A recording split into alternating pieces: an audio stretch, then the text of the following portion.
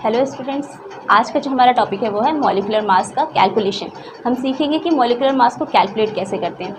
आज इस टॉपिक को पढ़ने का मकसद सिर्फ इतना है कि बहुत सारे बच्चे ऐसे हैं जिनके बेसिक्स बिल्कुल ही क्लियर नहीं है, बेसिक्स सही नहीं है, उनको अभी मॉलिक्यूलर मास कैलकुलेट करना भी नहीं आता है। तो चूँकि हमें जो हमारा फर्स्ट चैप्टर है केमिस्ट्री का, some basic concept of chemistry, वहाँ जो भी कैलकुलेशंस है मोल से रिलेटेड या जो भी हम इक्वेशन सॉल्व करने वाले हैं, वहाँ हमें बार बार ज़रूरत पड़ती है मोलर मास कैलकुलेट करने की, मॉलिक्यूलर मास निकालने की।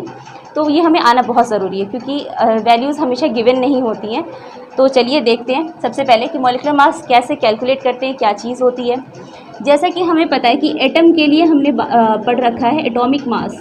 एटॉमिक मास अगर पीरियोडिक टेबल में आप ध्यान दें तो हम देखेंगे कि कोई सा भी एलिमेंट, सपोज उसको मैंने अगर Z बोला, फॉर एग्जांपल कोई एलिमेंट है Z, यहाँ बेस में एक नंबर लिखा होता है, वो उसका एटॉमिक नंबर होता है, और ऊपर एक वैल्यू लिखी रहती है जो उसका क्या होता है, एटॉमिक मास होता है। तो सिंगल एटम का जो मास है वो एटॉमिक मास है। और अगर किसी भी कोई कंपाउंड की स्टडी हम कर रहे हैं या किसी मॉलिक्यूल की स्टडी कर रहे हैं और तब हम उसका वेट कैलकुलेट करते हैं तो वो हमारा क्या कहलाता है, मॉलिक्यूलर मास कहलाता है। अभी यहाँ पर इस वीडियो में हम सिर्फ कैलकुलेशन सीखेंगे कि कैसे कैलकुलेट करते हैं, कहाँ से आया, क्या आया, यूनिट क्या है, ये सारी चीज़ें नहीं सीखेंगे। ये सारी चीज़ें तो और भी बेसिक हैं, लेकिन सबसे पहले अभी हमें ये सीखना है कि कैलकुलेशन कैसे करनी है ताकि हम उसका यूज़ कर सकें, न्यूमेरिकल सॉल्व करने में हमें प्रॉब्लम ना हो। तो देखिए, फॉर एग्जांपल सपोज करते हैं, सबसे पहले मैंने एक एग्जांपल लिया कार्बन डाइऑक्साइड का, CO2। सभी स्टूडेंट्स जानते होंगे, सारे लोग कार्बन डाइऑक्साइड गैस का नाम सुन रखा है। तो अगर हम देखें तो इसमें दो तरह के एटम्स दिख रहे हैं। एक तो हमारा पहला एटम क्या है, कार्बन, और दूसरा एटम क्या है, ऑक्सीजन। अगर हम एक चीज़ देखें, जो कार्बन एटम है उसका कितना नंबर है, यहाँ पे सिर्फ एक ही एटम है कार्बन का, तो 1। कार्बन कितने हैं, 1। और ऑक्सीजन का नंबर कितना है CO2 में, 2। ऑक्सीजन के 2 एटम्स हैं। तो हमें सबसे पहले ये देखना होगा कि जो भी एटम्स यूज़ किए गए हैं मॉलिक्यूल को बनाने के लिए, उन एटम्स के मासेस क्या हैं, एटॉमिक मासेस क्या हैं। तो कार्बन का एटॉमिक मास क्या होता है, पीरियोडिक टेबल हमें थोड़ा सा लर्न करने की ज़रूरत है क्योंकि पीरियोडिक टेबल याद नहीं रहेगा तो हम एटॉमिक मास नहीं जानेंगे, और एटॉमिक मास नहीं पता होगा तो हम मॉलिक्यूलर मासेस नहीं कैलकुलेट कर सकते। तो इसके लिए सबसे ज़रूरी है कि हम कुछ ऐसे टेक्निक्स बना लें, कुछ ऐसे तरीके बना लें जिससे हमें आसानी हो जाए एटॉमिक मासेस को याद करने में, और हम याद कर लें ताकि हम कैलकुलेशंस कर सकें। तो कार्बन का जो एटॉमिक नंबर है वो है 6, और कार्बन के लिए जो एटॉमिक मास की वैल्यू हम लेते हैं वो क्या है, 12। कार्बन का एटॉमिक मास क्या है, 12। तो हम एक कार्बन के लिए क्या ले लेंगे, इसका एटॉमिक मास, कार्बन का एटॉमिक मास कितना होता है, 12। फिर करेंगे प्लस क्यों करेंगे, क्योंकि हम इस कंपाउंड में कार्बन के अलावा ऑक्सीजन भी प्रेजेंट है, और कितने ऑक्सीजन है, 2 ऑक्सीजन। तो सबसे पहले मैंने यहाँ लिखा 2, और 2 में मल्टीप्लाई करेंगे किससे, एक ऑक्सीजन के एटॉमिक मास से। यहाँ 2 लिख दिया मैंने क्योंकि 2 ऑक्सीजन है, और यहाँ पे क्या रखेंगे, ऑक्सीजन का एटॉमिक मास। तो ऑक्सीजन का जो एटॉमिक नंबर है वो क्या है, 8। ऑक्सीजन का एटॉमिक मास क्या है, 16। यहाँ रखा मैंने 16। अब कैलकुलेट कर लेंगे, ये आ गया 12 प्लस 16 इंटू 2 क्या हो जाएगा हमारा, 32। और टोटल वैल्यू क्या आ गई हमारे पास, इसको ऐड कर दीजिए, आ गया 44 एटॉमिक मास यूनिट। तो चूँकि मॉलिक्यूलर मास हमें कैलकुलेट करना आना बहुत ज़्यादा ज़रूरी है। दूसरा एग्जांपल लेते हैं, और कोई एग्जांपल लेते हैं। और अभी अगर मैंने लिया HCl, क्या लिया मैंने, HCl। यहाँ पे 2 एटम्स हैं, 2 एलिमेंट्स से बने हुए हैं, 2 तरह के, एक हाइड्रोजन है और दूसरा क्लोरीन है। हाइड्रोजन का एटॉमिक मास अभी मैंने बताया कि 1.008 होता है, 1 भी लेते हैं हम, 1 प्लस क्लोरीन का एटॉमिक नंबर है 17। हेलोजन फैमिली से एटॉमिक मास इसका है 35.5। ठीक है, तो कुछ ऐसे एटॉमिक मासेस हैं जिनको याद रखना पड़ेगा आपको। आप कुछ पर्टिकुलर एलिमेंट्स के मैं यहाँ नाम लिख दूंगी, उनके एटॉमिक मासेस आपको याद रखने पड़ेंगे रट के। और कुछ ऐसे हैं, ज़्यादातर हम एटॉमिक मासेस जो लेते हैं, यूजुअली देखा गया है कि जो इनका एटॉमिक नंबर है उसके डबल के अप्रॉक्स में ही होते हैं एटॉमिक मासेस, यूजुअली जो हम देखते हैं। तो या तो हम एटॉमिक नंबर याद कर लें, एटॉमिक नंबर याद कर लेंगे तो बहुत सारे एटम्स के एटॉमिक मासेस अपने आप याद हो जाएंगे हमको। और कुछ एलिमेंट्स के एक्सेप्शनली अलग, थोड़े से उनके डबल से ज़्यादा होते हैं या कम होते हैं, तो वो हमें याद करने पड़ेंगे। तो क्लोरीन का एटॉमिक मास है 35.5।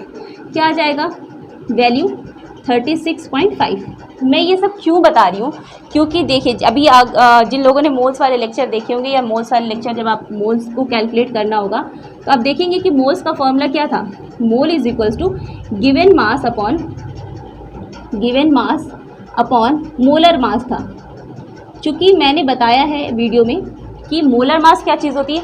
मोलर मास वो वेट है किसी भी एटम का या मॉलिक्यूल का या किसी भी आयन का जो 1 मोल अमाउंट में, यानी 1 मोल में जितने भी पार्टिकल्स होते हैं, अगर 1 मोल में जितने नंबर ऑफ एटम्स होंगे उन सारे एटम्स का वेट ग्राम में अगर निकाला जाए तो वो मोलर मास कहलाता है।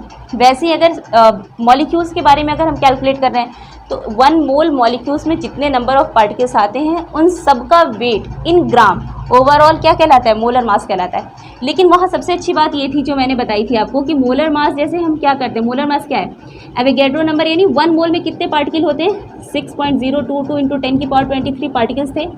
ठीक है, उसके बाद हमें क्या करना था कि हमें ये देखना है कि हम किस एटम का कैलकुलेट कर रहे हैं, यानी एटॉमिक, अगर एटम के लिए कैलकुलेट कर रहे हैं तो एटॉमिक मास रखेंगे, और अगर मॉलिक्यूल के लिए कैलकुलेट कर रहे हैं तो क्या करेंगे, मॉलिक्यूलर मास रखना पड़ेगा।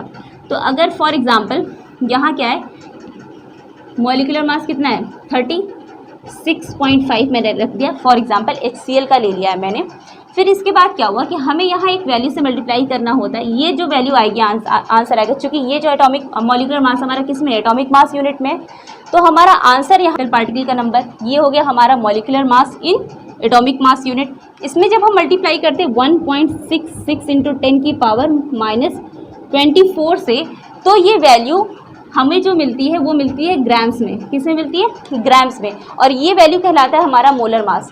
1 मोल में पाए जाने वाले टोटल पार्टिकल के मासेस इन ग्राम को हम कहते हैं मोलर मास। ये हम पढ़ चुके हैं लास्ट वीडियो में। लेकिन यहाँ पर चीज़ अच्छी बात क्या थी कि ये जो वैल्यू है, अगर इस वैल्यू को और इस वैल्यू को जब हम मल्टीप्लाई करते हैं तो इसका वैल्यू लगभग 1 आता है, इसका मल्टीपल प्रोडक्ट लगभग 1 आता है। तो जो आंसर हमारा आता है ग्राम में, वो जो हमारे पास एटॉमिक मास यूनिट में वैल्यू होती है, वैल्यू वैसे ही आती है, यूनिट बदल जाता है। तो इसलिए हमें बार बार मोल्स में मोलर मासेस रखने हैं, मॉलिक्यूलर मास का यूज़ करना है। मोलर मासेस हम ये पूरा मल्टीप्लाई करके कैलकुलेट नहीं करते हैं, हम इसको मान लेते हैं 1। तो हमारा जो वैल्यू है मॉलिक्यूलर मास का, हम बार बार वही, एटॉमिक मास है तो एटॉमिक मास का ही वैल्यू रख देते हैं, मॉलिक्यूलर मास है तो मॉलिक्यूलर मास की ही वैल्यू को हम पुट कर देते हैं, बट इन ग्राम यूनिट। ठीक है, तो ये चीज़ हो गई। कुछ और एग्जांपल अगर आप देखना चाहें तो हम एग्जांपल्स देख लेते हैं। और देखिए फॉर एग्जांपल अगर मैं बात करूं CO3-2 कार्बोनेट आयन की बात करें, अगर हम कार्बोनेट आयन में क्या है, कार्बन है, ऑक्सीजन है, ठीक है, या फिर हम कार्बन का लेकर तो हमने सॉल्व किया था, सल्फेट ले लेते हैं, SO4-2 सल्फेट आयन, सल्फर हो गया, और ये हमारा ऑक्सीजन, सल्फर ऑक्सीजन फैमिली में है, ऑक्सीजन सल्फर, ऑक्सीजन का एटॉमिक नंबर 8, इसका एटॉमिक नंबर 16, एटॉमिक मास 16 और इसका एटॉमिक मास 32। ठीक है, एटॉमिक मास कितना है 32, लगभग कितना है इसके डबल, इसका एटॉमिक मास लगभग इसके डबल। तो हम यहाँ रख लेंगे 32 प्लस कितने ऑक्सीजन है 4, और मल्टीप्लाई क्या कर देंगे ऑक्सीजन के एटॉमिक मास से, दैट इज 60। हम जब किसी भी पॉलीएटॉमिक आयन हो या किसी भी आयन का जब मॉलिक्यूलर मास या एटॉमिक मास कैलकुलेट करते हैं तो चार्ज की वैल्यू हम उसमें यूज़ नहीं करते हैं। ठीक है, तो इस तरह से जो हमारे पास आंसर आएगा वो क्या हो जाएगा, 32 प्लस 64, आंसर आ गया 96 एटॉमिक मास यूनिट, आंसर आ गया 96 एटॉमिक मास यूनिट। तो कुल मिला के कुछ ऐसे हमारे पास ज़्यादातर एलिमेंट्स ऐसे हैं जिनके एटॉमिक मास, जो कॉमनली यूज एलिमेंट्स है, कार्बन, ऑक्सीजन, नाइट्रोजन है।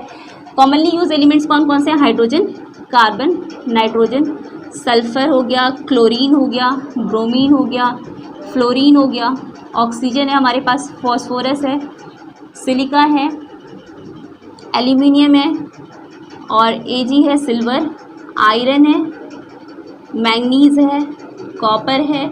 ये कुछ ऐसे एलिमेंट्स हैं जो फ्रिक्वेंटली इनके कंपाउंड सबसे ज़्यादा यूज़ किए जाते हैं। हमें इनसे बनने वाले कंपाउंड्स के हमें मॉलिक्यूल्स इनसे जो बनते हैं वो हमें ज़्यादातर देखने को मिलते हैं। हमें जो क्वेश्चंस दिए जाते हैं उनमें ज़्यादातर इनसे ही रिलेटेड होते हैं। इसमें मोस्ट ऑफ द लोग जिनका जो भी एलिमेंट हैं मोस्टली, उनके एटॉमिक मासेस जो हैं उनके एटॉमिक नंबर के लगभग डबल हैं, ठीक है, अप्रॉक्सीमेटली डबल है। तो वो याद करना ज़्यादा आसान है। और जैसे हाइड्रोजन का 1.008 है, लेकिन हम यहाँ क्या करते हैं, 1 याद कर लिया, कार्बन का 6 atomic number, atomic mass 12, atomic number nitrogen का 7, एटॉमिक मास 14।